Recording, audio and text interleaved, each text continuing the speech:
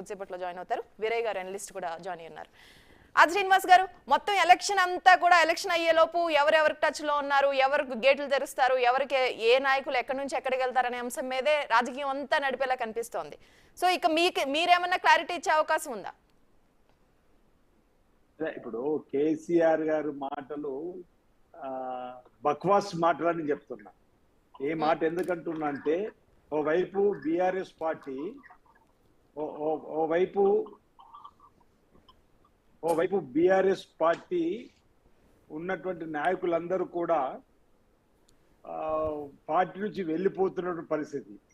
BRS party ఊడ్చిపెట్టకపోతున్నటువంటి ఈ సందర్భంలో ఊకదప్పుడు ఉపన్యాసాలు ఇచ్చేటువంటి మాటలు, ఉత్తుత్తి కబుర్లు చెప్పేటువంటి మాటలు, ఓవైపు పార్టీ ఖాళీ అవుతుంటే కాకమ్మ కబుర్లు చెబుతూ ముందుకు పోతున్న పరిస్థితిగా ఈరోజు మా ఎమ్మెల్యేలు టచ్ లో ఉన్నారు అనేటువంటి మాట బక్వాస్ మాటగానే మేము భావిస్తున్నాం. అసలు టచ్ చేసి చూడమని చెప్పి మా రేవంత్ రెడ్డి గారు కూడా గట్టిగా మాట్లాడిన పరిస్థితి.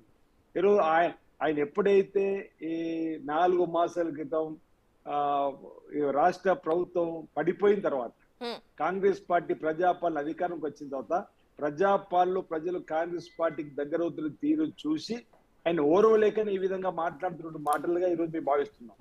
ఆయన ముఖ్యమంత్రిగా ఉండి 9.5 సంవత్సరాలు అవినీతి అక్రమాలు, నాణ్యత లేని కట్టడాలు, భూమి కబ్జాలు, టెలిఫోన్ ట్యాపింగ్లు, వాళ్ళ కూతురు లిక్కర్ కేసులో అరెస్ట్ అవ్వడం, ఇవన్నీ మేము ఆడలేదు.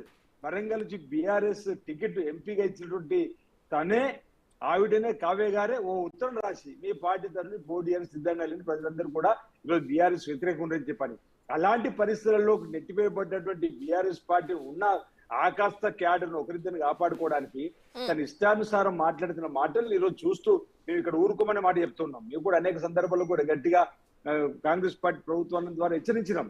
ఈరోజు ఈ ప్రభుత్వం వచ్చిన 3 రోజుల నుంచి వైపు బామర్దులు హరీష్ రావు గారు, కేటీఆర్ గారు, అటు తండ్రి కొడుకులు కేసీఆర్ గారు, కేటీఆర్ గారు, అంటే వీళ్ళు ఈ ప్రభుత్వం ఇక ఉండదు, పూడిపోతుంది, 6 నెలలు కూర్చేస్తారు, 6 నెలలు కూర్చేస్తుంటారు. సరే ఇలా అధికారం లేకపోతే ఎలక్షన్కు ఉండలేరా అంటున్నా.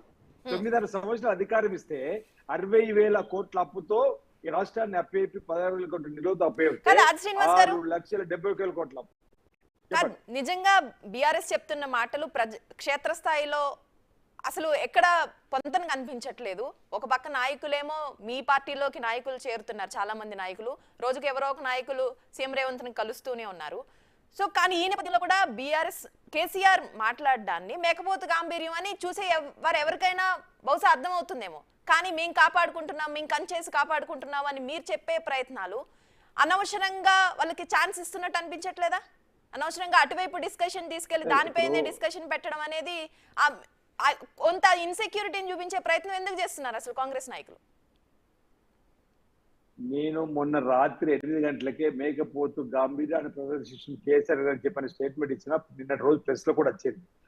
కేసీఆర్ గారు మాటలను మేము ప్రజాక్షేత్రంలో తిప్పుకొట్టడానికి మా నాయకుడిని మాట్లాడాలి పదే పదే ఆన్సర్ చేసి ఎక్కువ వాలిడేషన్ ఇస్తున్నారేమో అనిపిస్తుంది.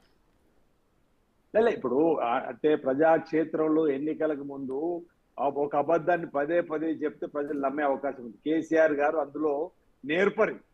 అబద్ధాలతోటే అధికారంలోకి వచ్చి అబద్ధాలతోటి రాష్ట్రాన్ని వల్లకాడు చేసి రాష్ట్రాన్ని అప్పుల కుప్పగా మార్చినటువంటి ఆయన మాటలు ప్రజలు విశ్వసించుకుని ఉండాలంటే మాటకు మాట అనకపోతే